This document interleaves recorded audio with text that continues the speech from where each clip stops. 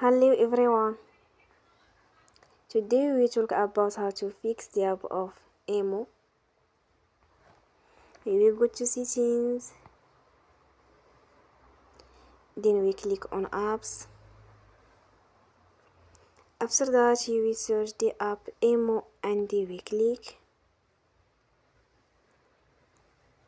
You will on for stop.